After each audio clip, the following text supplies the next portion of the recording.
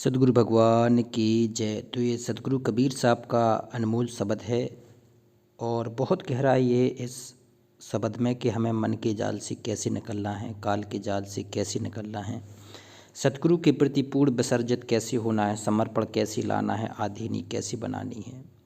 तो ये शब्द के माध्यम से हृदय में जचेगी बात कि वास्तव में कबीर साहब ने ये पहले से ही सब कुछ लिख के रखा था। तो आइए देखते हैं कि शब्द कहते हैं, साधु यह मन है बड़ जालिम। कबीर साहब कह रहे हैं कि साधु संतों, मेरे भाई बहनों, ये मन बड़ा जालिम है। ये मन एक जगह टिकता नहीं है, ये भक्ति पर लगता नहीं है, ये भगवान को पहचानता नहीं है, ये सतगुरु को भगवान मानता नहीं है। ये बहुत जालिम है। ये सतगुरु की साधना नहीं करता, बकाया दुनिया भर की साधना कर लेगा, 33 करोड़ देवी देवताओं की पूज लेगा, त्रिगुणी माया को पूज लेगा, सब कुछ पूज लेगा और काल के जाल में ही पड़ा रहेगा।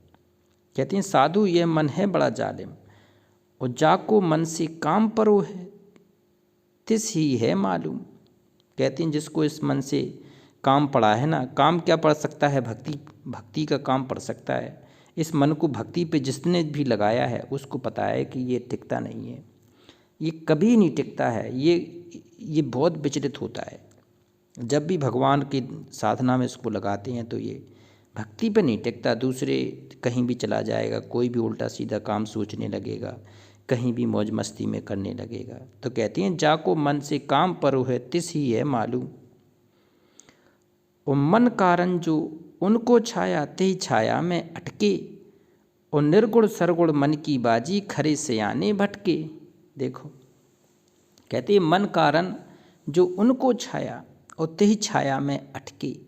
जिसने, कहते हैं, मन को काबू में नहीं किया, जिसने मन की बात सुन के भक्ति पर नहीं लगाया, जिसने आत्मा की बात नहीं सुनी, जिसने अपने अंतर मन की हृदय की बात नहीं सुनी, जिसने अपने सदगुरु की बात को नहीं सुना, अनसुना कर दिया है, तो कहती हैं वो अटक जाएंगे, वो मन की छाया में अटक जाएंगे। और निर्गुण सरगुण मन की बाजी, ये निर्गुण और सरगुण ये केवल मन की बाजी है। ये निर्गुण सरगुण की बाजी में जो भी फंसा है, कहते हैं उसका बंटा धार हुआ है। कबीर साहब ने कहा, बेटा निर्गुण और सरगुण की ये बाजी में मत पड़ो, खरे सयाने भटके। वो भटक जाएंगे, वो भक्ति मार्ग पर फिर चल नहीं पाएंगे जिसको निर्गुण और सरगुण के चक्कर में फंस गए। तो सतगुरु ने इसका एक ही हल बताया है, निर्गुण सरगुण का हल बताया भी है कि जो निर्गुण है वो तो भगवान है, वो तो सतपुरुष है, वो तो कहते हैं सतलोक में बैठा है। और वही भगवान जब पृथ्वी लोक पे गुरु रूप धारण करके आता है तो वो सरगुण हो जाता है, सा शरीर हो जाता है। तो निर्गुण की कल्पना को छोड़ करके मन में सगुण की कल्पना को धारण करना है, सतगुरु को ही भगवान मानना है, पूर्ण परमेश्वर मानना है। सतगुरु के चरणों में बैठ के, सतगुरु के भक्ति में लीन होके, कहते हैं, इस काल के जाल से निकलने का प्रयास करना है। वो कहते हैं, नहीं तो खरे सयाने भटके, और ये भटक जाओगे अगर निर्गुण सरगुण का हल नहीं किया तो। कहते, मन ही 14 लोक बनाया और 5 तत्व गुण कीने, और 3 लोक जीवन बस कीने, और परे न काहू चीने। कहते हैं, अब ये गूढ़ रहस्य कौन बता पाएगा? ये तो कहते हैं, अगर कबीर भगवान ना होते तो ये सारी चीज़ें वो खुलासा नहीं कर सकते थे। कहते हैं, मन ही 14 लोक बनाया, क्योंकि मन रूप में ये काल भगवान स्वयं विराजमान रहते हैं और भटकाते हैं। तो मन ही 14 लोक बनाया, ये 14 लोक जे मन ही ने उपजाया है, मन ही। और 5 तत्व उगुण कीने, और 5 तत्व पृथ्वी क्षिति जल पावक गगन समीरा, ये 5 तत्व की पूरी संरचना है। ये शरीर भी 5 तत्व का है, और जिस दिन इसके कर्म संस्कार खत्म हो जाएंगे यही मिट्टी बन के पड़ा रहेगा। तो कहते हैं, 5 तत्व गुण कीने और 3 लोक जीवन बस कीने। केवल 3 लोक में ही जीवन बनाया है इसने। कौन कौन से हैं वो 3 जहाँ पे जीवन है? पृथ्वी लोक, स्वर्गलोक और पाताल लोक। स्वर्गलोक में भी जीवन है। बड़ी दिव्य आत्माएँ जो भक्ति पहले किया करती थी तो वो स्वर्गलोक में ये काल ब्रह्म वहाँ रखते थे, पूरा मौज है वहाँ पर। तो मौज के लिए स्वर्गलोक और पाताल लोक में भी यही सृष्टि है। तो कबीर साहब कह रहे हैं कि 3 लोक जीवन बस कीने। और कहीं नहीं है। और परे न काहू चीने, और कोई नहीं चीन सकता है इसको कि ये क्या खेल है, सतगुरु ने क्या बताया है, ये काल का क्या खेल है, ये काल हमें क्यों अपने सतगुरु के यहाँ नहीं जाने देता, क्यों अपने काल में बांधे है, क्यों अपने काल से परे हमें ऊपर वाले लोक में नहीं जाने देता। कहते हैं जो कोई कहे हम मन को मारा, जाके रूप ना रेखा, आहा, और छिन छिन में कितनों रंग लाए, और जे सपनों नहीं देखा। कहते हैं जो कोई कहे हमने मन को मार दिया, उसकी साधना अधूरी है, पूरी नहीं हो सकती है। जाके रूप ना रेखा, तो मन को कैसे मारोगे, कोई क्या हथौड़ा लेके मारोगे, कुल्हाड़ी में ले, उसकी कोई रूपरेखा थोड़ी है कि तुमने मन को मार दिया है। मन मरेगा केवल भक्ति से, मन मरेगा केवल सतगुरु के चरण में बैठ कर के भक्ति करने से, सतनाम से, अजप्पा जाप से, सार शब्द से। जी औजार, जी हथियार, जी मंत्र जी कबीर साहब के पास हैं। और जब तक जी आपको नहीं हृदय में धाड़ होंगे, जब तक समर्थ आपको पंजा आपके सिर पर नहीं रख देगा, तब तक ये नहीं हो सकता है। कहते हैं जो कोई कहे हम मन को मारा, जाके रूप न रेखा, और छिन छिन में कितनों रंग लावे, जो सपनों नहीं देखा।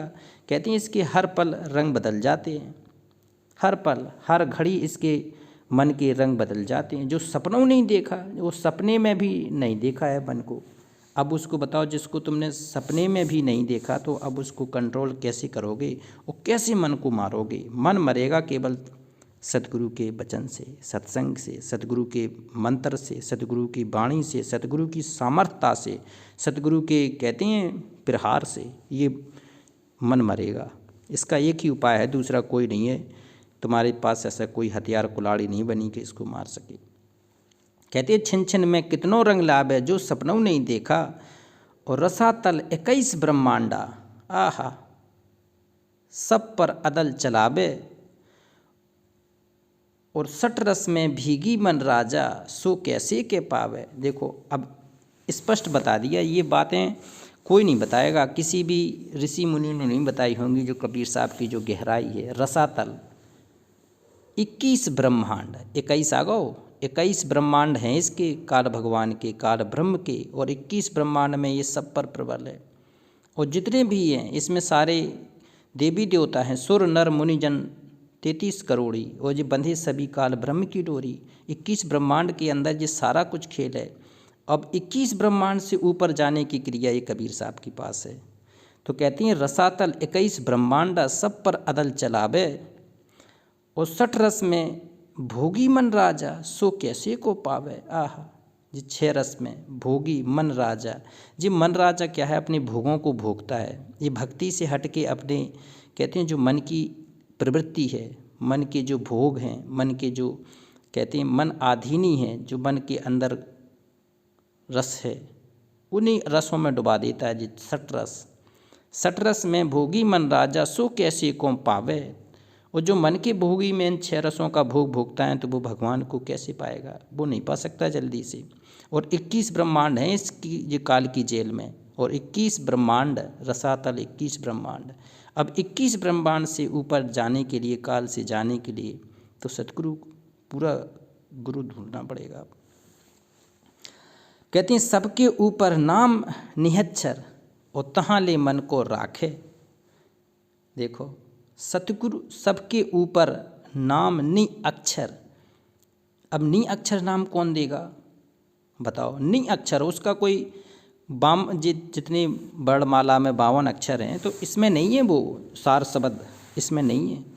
कबीर साहब कह रहा है कि सबके ऊपर नाम नि अक्षर, और तहले मन को राखे उस नि अक्षर वाले। अब नि अक्षर क्या है जी, 52 वाले अक्षर में नहीं है, लेकिन जो सतगुरु का सुंदर रूप है, आहा, तो वो 52 अक्षर में थोड़ी आता है। तो सतगुरु को निहारना है, और तहाँ ले मन को राखे। मन को कहाँ ले जाना है, मन को सतगुरु के सुंदर रूप की तरह ले जाना है। अब कहते हैं तब ये भक्ति बनेगी, तब वो शब्द का भेद मिलेगा। सतगुरु के सुंदर रूप को निहारते निहारते हमें भेद मिल जाएगा, इतना समर्थ है सतगुरु।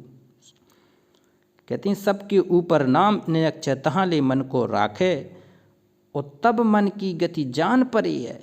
आहा, तब मन की गति जान परे है, सत कबीर मुख भाके। अपना गुरु ही सत कबीर जिस दिन बन जाएगा, कहते हैं सब कुछ मिल गया उस दिन, सार शब्द भी मिल गया, नाम भी मिल गया, सब कुछ मिल गया ऐसी पृथ्वी पर जिस दिन अपना सतगुरु, कहते हैं यह सत कबीर मुख भाक है। कबीर साहब के जी अनमोल शब्द हैं और ये गूढ़ भी हैं, इसमें सब कुछ बता भी दिया गया है कि सबके ऊपर जो नियक्षर है तहाँ मन को राखना है। मन नियक्षर क्या है? सतगुरु का स्वरूप ही निअक्षर है, 52 अक्षरों में नहीं है सतगुरु का स्वरूप का नाम। तो उस परमात्मा की तरह, सतगुरु के सुंदर रूप की तरह अपने इस मन को टिकाना है और सतगुरु का जो सुंदर रूप देखते हैं मन में एक कल्पना हमारा यही सतकबीर है। आहा, कि फिर मोक्ष में देरी कहाँ है। तो ये भगवान प्रकट होता है शब्द रूप में कबीर साहब, तो उसकी निहारना है, समझना है वास्तव में गति क्या है, तब जिससे प्रेम हो जाएगा सतगुरु से तो मोक्ष में देरी नहीं है। तो एक बार जयकारा लगाते हैं पूर्ण ब्रह्म का। पूर्ण ब्रह्म परमेश्वर अविनाशी राम, सत कबीर भगवान की जय। क्योंकि ये भगवान ही मोक्ष दिलाने के लिए प्रकट है।